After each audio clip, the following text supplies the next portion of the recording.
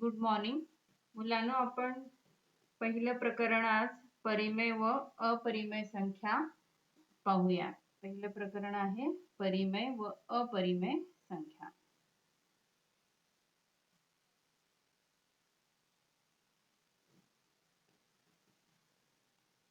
मागच्या इयत्तेमध्ये आपण नैसर्गिक संख्या, पूर्ण संख्या, पूर्णांक संख्याचा अभ्यास केला होता. त्यात आधी त्याची ओळख करून घ्या. अपरिमेय संख्या पहिलं प्रकरण आहे.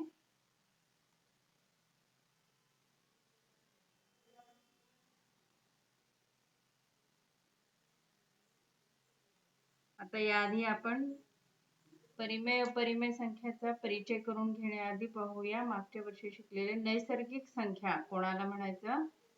नैसर्गिक संख्या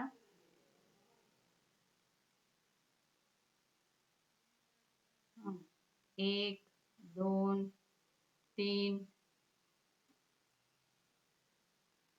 चार, पाच या सर्व नैसर्गिक संख्या आहेत. पूर्ण संख्या ह्या शून्यापासून सुरुवात होतात. पूर्ण संख्या 0, 1, 2, 3, 4 याप्रमाणे अनंत संख्या. पूर्णांक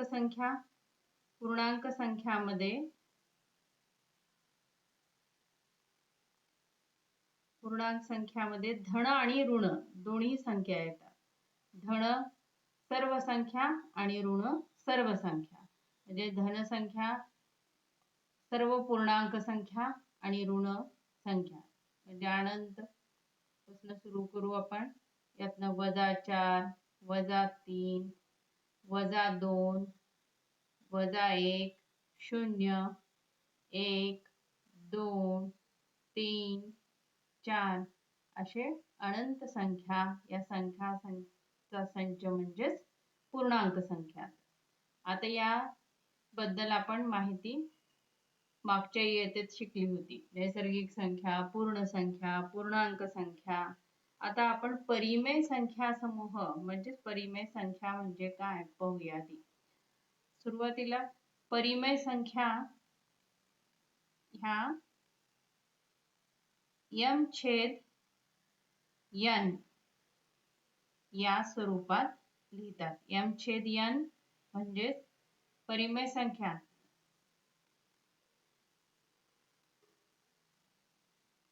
या स्वरूपातील संख्या. आता m काय आहे, n काय आहे. m आणि येथे m आणि n या पूर्णांक संख्या आहेत. पूर्णांक म्हणजे धन आणि ऋण संख्या पूर्णांक संख्या आहेत. मात्र n ही शून्यत्तर संख्या असेल. आता n म्हणजे छेद आहे. इथं परिमेय संख्येचा छेद n आहे. शून्यत्तर म्हणजे शून्याला सोडून कोणताही अंक घेतला तर ती परिमेय संख्या होते.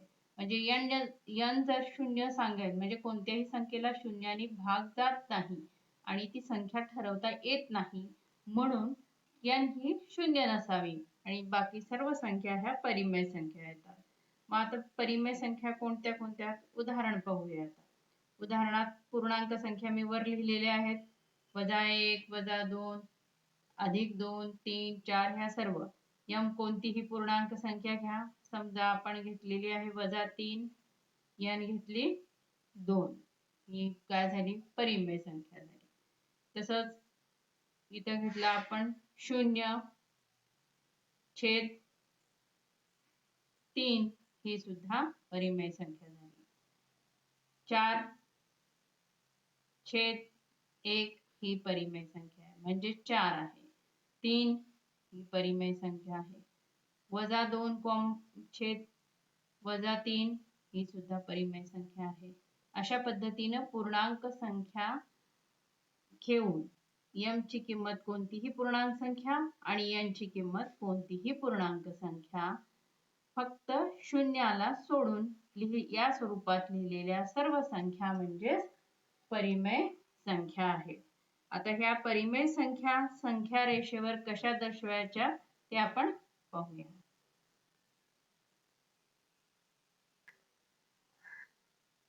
पाहूया आपण संख्या रेषेवर परिमेय संख्या दाखवणे.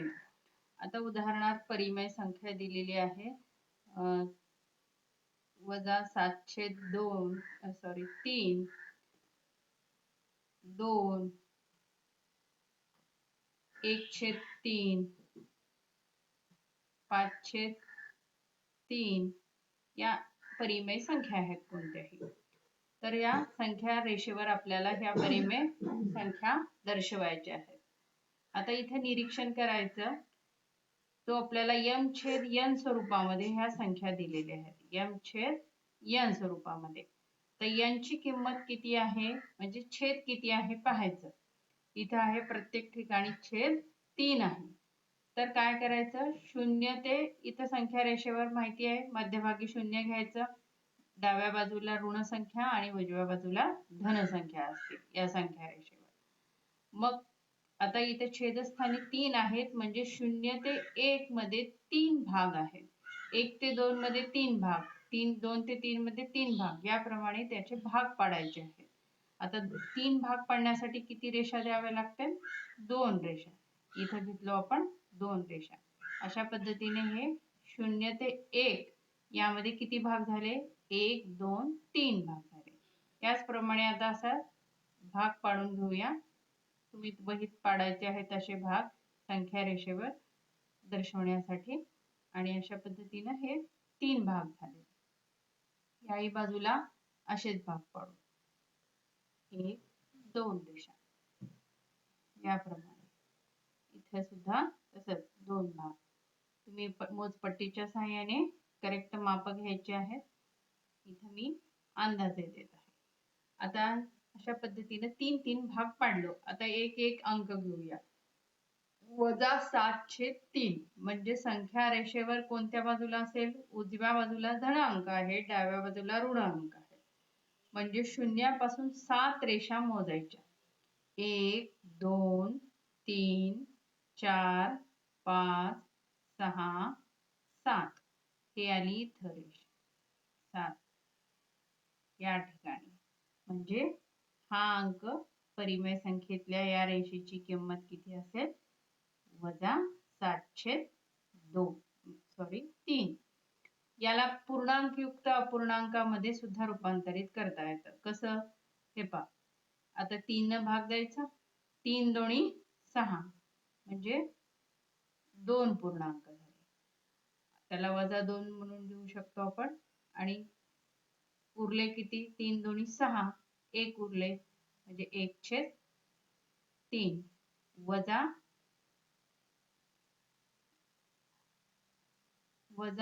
2.1/3. याला आता कसं लिहायचं? मोजायचं. पूर्णांक 2 म्हणजे वजा 2 पर्यंत इथपर्यंत जायचं. त्याच्या पुढे किती रेषा? 1 रेषा. म्हणजे वजा 7/3 आहे. ठीक आहे. आता 2 हा अंक मोजायची काही आवश्यकता नाही, अपूर्णांकात दिलेला नाहीये. सरळ 2 पर्यंत इथं 2 आहे. हा अंक दर्शवलेला आहे 2. त्यानंतरचा आहे 1/3. 1 शून्यापासून किती रेषा? 1 रेष जायचं. शून्यापासून उजव्या बाजूला 1 रेष घेतला तर तो अंक असेल, परिमेय संख्या असेल 1/3. 5/3 त्याच्यानंतर आहे 5/3. याला पूर्णांकयुक्त अपूर्णांकात लिहायचं झालं तर कसं करा? 3 1 3 उरले 2 2/3 म्हणजे 3 1 3 2 5 झाले. तसं लिहितो आपण 3 1 3 3 अधिक 2 भागिले 3 म्हणजे 5/3 पूर्णांकयुक्त. आता 1 पूर्णांक शून्यापासून उजव्या बाजूला जायचं. 1 पूर्णांक त्याच्यानंतर 2 रेषा. हा झाला अंक 5/3. आणि सरळ तसंच मोजायचं असेल, असं पूर्णांकयुक्त अपूर्णांकामध्ये रूपांतर करायचं नसेल तर कसं करायचं? शून्यापासून 5 रेषा मोजायच्या. 1 2 3 4 5 हे 5 रेषा मोजण्याऐवजी मी पूर्णांकयुक्त अपूर्णांकामध्ये रूपांतर केलं होतं. याचप्रमाणे अशा कोणताही अंक घेतला, इथे समजा मी वजा 5/3 दिला, वजा 5/3 दर्शवा. तेच डाव्या बाजूला जायचं. आत्ताच पाहिलेलं पूर्णांकयुक्त अपूर्णांकामध्ये घ्यायचं असलं तर 1.1 नाहीतर शून्यापासून 5 रेषा मोजायच्या. 1 2 3 4 5 झाले. हे झाले वजा 5/3. ठीक आहे. वजा 2/3 दर्शवा. कसं करायचं? शून्यापासून 2 रेषा जायच्या. 1 2 हे झाले वजा 2/3. ठीक आहे. आता संख्या रेषेवर आपण विशिष्ट अंतरावर, आता इथं छेद 3 होता, जर इथं छेद 4 असतील तर 1 0 ते 1 मध्ये किती भाग करून घ्यायचे? 4 भाग करून घ्यायचे. 5 असेल छेद तर 5 भाग करायचे, 7 असतील तर 7 भाग करायचे आणि अशा पद्धतीने परिमेय संख्या ह्या संख्या रेषावर दर्शवायच्या आहेत. आता आपण सराव संच 1.1 मधले उदाहरण पाहूया.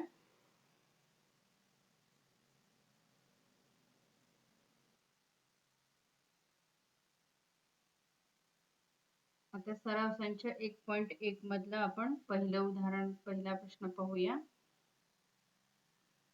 पहिला प्रश्न आहे, संख्या रेषेवर पुढील परिमेय संख्या दाखवा आणि प्रत्येक उदाहरणासाठी वेगळीच संख्या रेषा काढायची. पहिलं उदाहरण दिलेलं आहे. संख्या रेषेवर आपल्याला 3/2 5/2 आणि 3/2 ह्या परिमेय संख्या दर्शवायच्या आहेत. आताच पाहिल्याप्रमाणे काय करायचं? संख्या रेषा मांडून घ्यायची आणि मध्यभागी 0 आणि 1 2 3 इकडच्या बाजूला -1 -2 -3 असे अंक मांडून घ्यायचे. आता नीट निरीक्षण करायचे. छेदस्थानी किती आहे? 2 आहे. म्हणजे प्रत्येक 0 ते 1 मध्ये किती भाग करायचे? 2 भाग करायचे आहेत, म्हणून एक रेषा ओढायची. 0 ते 1 ते 2 मध्ये 2 भाग, 2 ते 3 मध्ये 2 भाग, यामध्ये तसंच त्याचप्रमाणे 2 भाग करायचे. आता पहा, पहिली संख्या आहे 3/2, म्हणजे धन आहे, उजव्या बाजूला यायचं, अंक रेषा मोजायच्या. हे 1 2 ही 3, म्हणजे ही हा अंक इथं कोणता झाला? 3/2. आता याचप्रमाणे 5 रेषा मोजायची. 5/2 1 2 3 4 5 हे झाले 5. 5/2. आता त्याच्यानंतर 3/2 3 अंक, 1 रिपीट आले, -3/2 आहे. -3 वजा या बाजूला आहे, डाव्या बाजूला 1 2 3 वजा 3/2. अशा पद्धतीनं डाव्या आणि उजव्या बाजूला, ऋण असेल तर डाव्या बाजूला, धन असेल तर उजव्या बाजूला, याप्रमाणे भाग छेदस्थानी किती आहेत त्याच्यानुसार भाग पाडायचे आहेत. त्याच्यानंतर पाहूया आपण दुसरं उदाहरण. दुसऱ्या उदाहरणामध्ये दिलेला आहे 7/5, म्हणजे याचा अर्थ काय? 7/5 5 भाग पाडून घ्यावा. 7/5 2/5 4/5.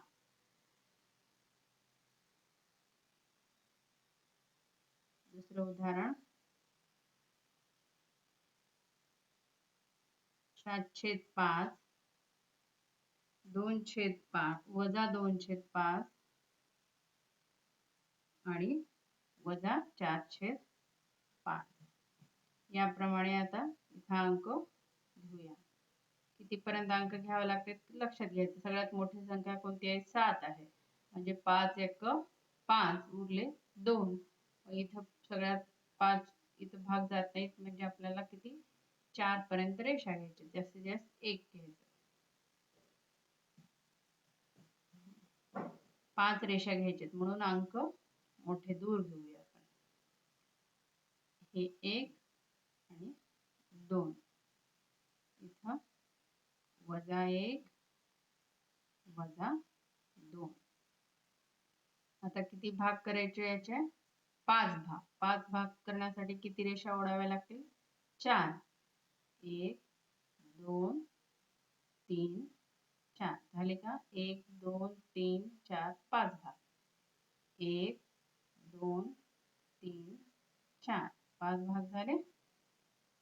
1 2 3 4 5 भाग. 1 2 3 4 5 भाग. आता पहिलं काय आहे? 7/5 7 रेषा. आता एक तर माहिती आहे आपल्याला एवढे 5 आहेत. 1 2 3 4 5 आहेत. 6 7 म्हणजे हा इथं झाला अंक 7/5.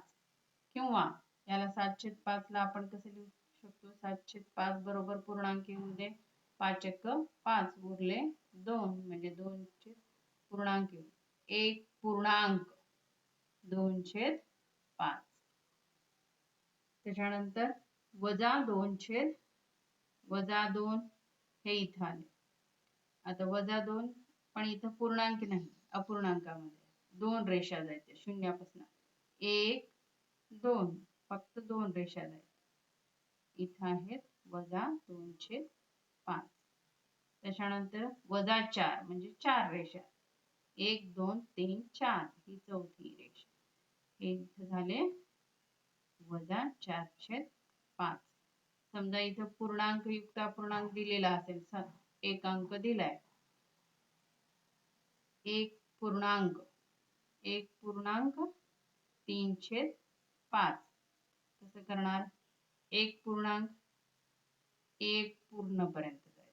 1 आले मग पुन्हा अंक मोजायचे. किती? 3. 1 2 3. हे झाले 1.3/5. ठीक आहे. आता यानंतर पाहूया तिसरं उदाहरण. तिसरं उदाहरण आहे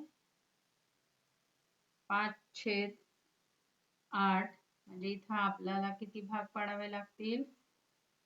संख्या रेषेवर 0 ते 1 मध्ये 8 भाग पाडावे लागतील. 8 भाग म्हणजे 7 रेषा.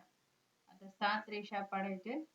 काळजीपूर्वक अंतर काय करायचं? 0 ते 1 मध्ये अंतर जास्त घ्यायचं आणि त्यामुळे भागही मोठे पाडता येते. 0. तिसरं उदाहरण काय आहे? -5/8 11/8. आता -5 म्हणजे आता पूर्णांक 5 रेषा म्हणजे ते 8च्या आत. 8 नंतर किती रेषा येतील? 3. म्हणजे आपल्याला जास्तीत जास्त 2 अंक दाखवायचे. 1 आणि 2. -1 -2. किती भाग करायचे? 0 ते 1 मध्ये 8 भाग करूया म्हणजे 7 रेषा. 1 2 3 4 5. जास्त कमी अंतर घेऊया.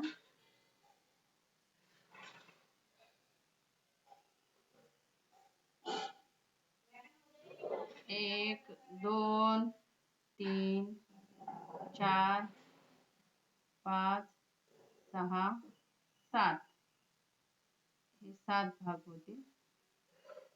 1 2 3 4 5 6 7. म्हणजे 8. 1 2 3 4 5 6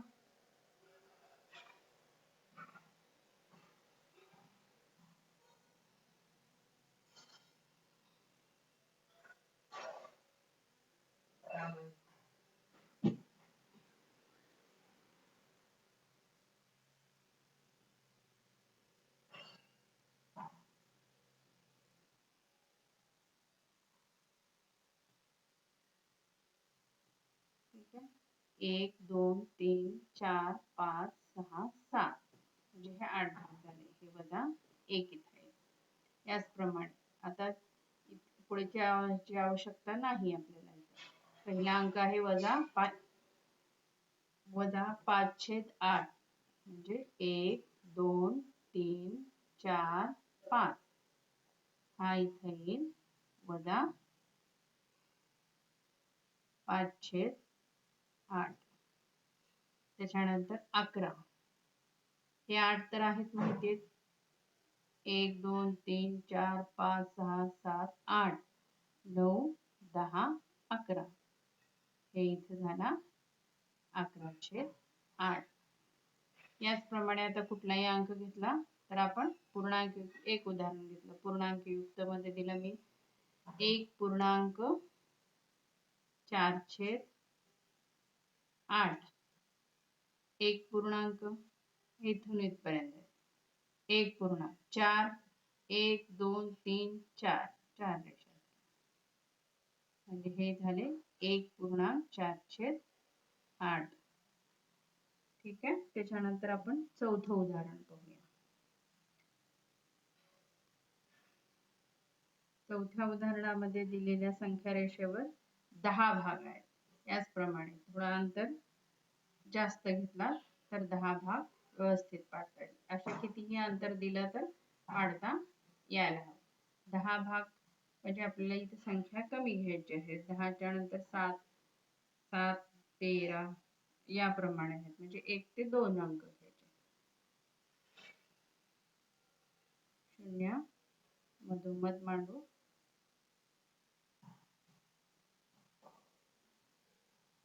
1 आणि इकडं हे वजा 1 1 2 2 किंवा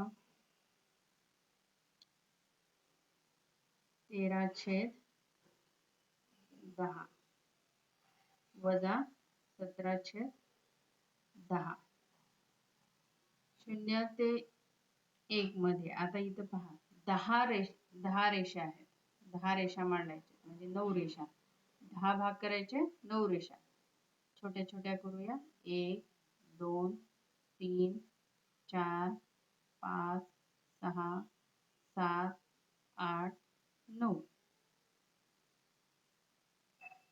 1 2 3 4 5 6 7 8 9. याचप्रमाणे इकडे 1 2 3 4 5 6 7 8 9. 1 2 3 4 5 6 7 8 9. आता 13 हे 10 तर आहेत माहिती. 13/10 हे 10 11 12 13 13/10 वजा 17. आता हे माहिती आहे 10 इथं आहेत. 11 12 13 14 15 16 17 वजा 17/10. ठीक आहे. अशा पद्धतीने आपण संख्या रेषेवर तुमच्या मनाने अंक घ्या कितीही आणि संख्या रेषा मांडून त्यावर ती उदाहरणं सोडवा. त्याच्यानंतर आपण दुसरा प्रश्न पाहूया.